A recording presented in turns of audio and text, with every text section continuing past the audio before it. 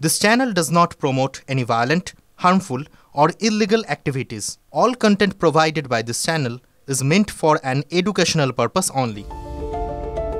2019 সালের ব্রিগেড বামেদের তাবর নেতারা একে একে বক্তৃতা দিয়ে মঞ্চ ছাড়ছেন। মাঝে মাঝে সমর্থকদের মধ্যে স্লোগান উঠছে। হঠাৎ সাদা শাড়ি পরা আদিবাসী নেত্রীর মুখে শোনা গেল, রক্ত দেব তবু মাথা নত করব না। কলকাতার প্রাণকেন্দ্রে দাঁড়িয়ে তিনি বলে উঠলেন জঙ্গলমহলের ভাষা।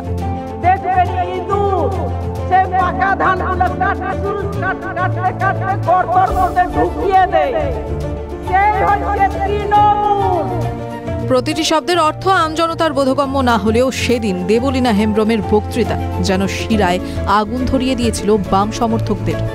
আজ 6 বছর পর ইতিহাস তৈরি করলেন সেই দেবলীনা হেমব্রম। 34 বছরের শাসনকাল বা তার পরেও সিপিএমে কখনো যা হয়নি সেটাই হয়েছে 61 বছরের দেবলীনার সঙ্গে। একই সঙ্গে দলের 3টি পদের দায়িত্ব পেয়েছেন আদিবাসী মহিলা নেত্রী দেবলীনা। সম্প্রতি বাঁকুড়ার জেলা সিপিএমের সম্পাদক হিসেবে তার নাম ঘোষিত হয়েছে। সিপিএমের ইতিহাসে প্রথম কোনো মহিলাকে এই পদ দেওয়া হলো।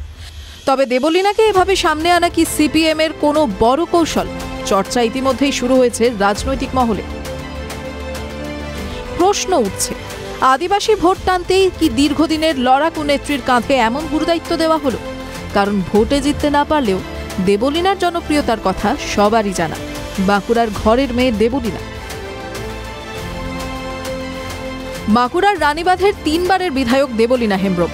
1996, 2006 ও 2011 সালে জয়ী হয়ে বিধায়ক হন দেবলীনা। বাম আমলের শেষের দিকে 2006 থেকে 2011 সাল পর্যন্ত রাজ্যের উপজাতি বিষয়ক মন্ত্রীও ছিলেন তিনি। আদিবাসী কল্যাণ দপ্তরের রাষ্ট্রমন্ত্রী ছিলেন দেবলীনা।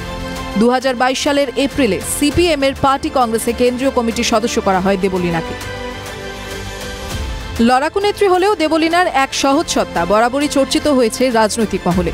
মন্ত্রী বা বিধায়ক হওয়ার পরও কখনোই মাটি থেকে দূরে চলে যাননি বলেই মনে করেন তাদের দলের কর্মীরা। বাঁকুড়ার সিপিএম সমর্থকদের কথায় দেবলীনা সাধারণ মানুষের সঙ্গে সহজেই মিশে যাওয়ার ক্ষমতা রাখেন।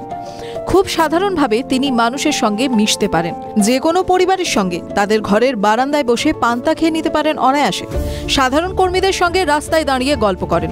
সভামঞ্চে দাঁড়িয়েও এমনভাবে কথা বলেন যার সঙ্গে সহজেই নিজেকে মিলিয়ে নিতে পারেন সাধারণ মানুষ। আর দেবলীনার এই সহজ সত্তাকেই সিপিএম ব্যবহার করতে চাইছে বলে মনে করছে রাজনৈতিক মহলের একাংশ। বর্তমানে দেবলীনা সিপিএম এর কেন্দ্রীয় কমিটির সদস্য, রাজ্য সম্পাদক মণ্ডলীর সদস্য এবং বাঁকুড়ার জেলা সম্পাদক। সিপিএম এ এমন নজির খুব বেশি নেই। 2012 সালে বাম নেতা গৌতম দেব একসঙ্গে 3টি পদে ছিলেন। তাকে নিয়ে ব্যতিক্রমী সিদ্ধান্ত নিয়েছিল সিপিএম নেতৃত্ব। আর এবারও দেবলীনার ক্ষেত্রে পলিট ব্যুরো থেকে বিশেষ অনুমতি নেওয়া হবে বলে জানা গিয়েছে।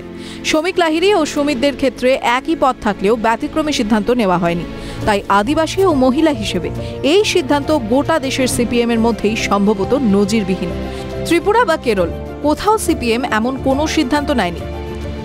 আমি কোনো ব্যক্তি নই, আমি কে হরিদাস পাল। আমি সামগ্রিক আমার জনগণ নিয়ে এবং আমার পার্টি নিয়ে।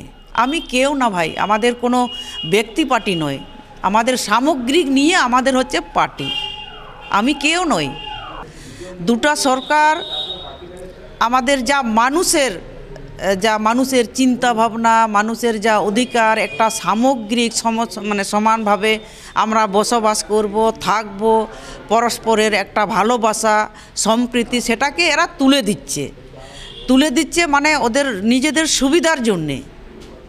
ওরা বলছে ওদেরকে ভাগ করে দিলে আমরা আমাদের যতটা যেটা আমাদের মানে মানুষের যা গণতান্ত্রিক অধিকার বলতে যা বুঝায়, একটা শিক্ষা, স্বাস্থ্য, খাদ্য, বাসস্থান এবং একটা পরিবেশ, এই পরিবেশটাকে ওরা নষ্ট করতে চাইছে। সেটাকে আমরা সমস্ত মানুষকে সঙ্গে নিয়ে এটা ফিরিয়ে নিয়ে আসার জন্যে আমাদের লড়াই, আমাদের সংগ্রাম, এটা আমরা করব।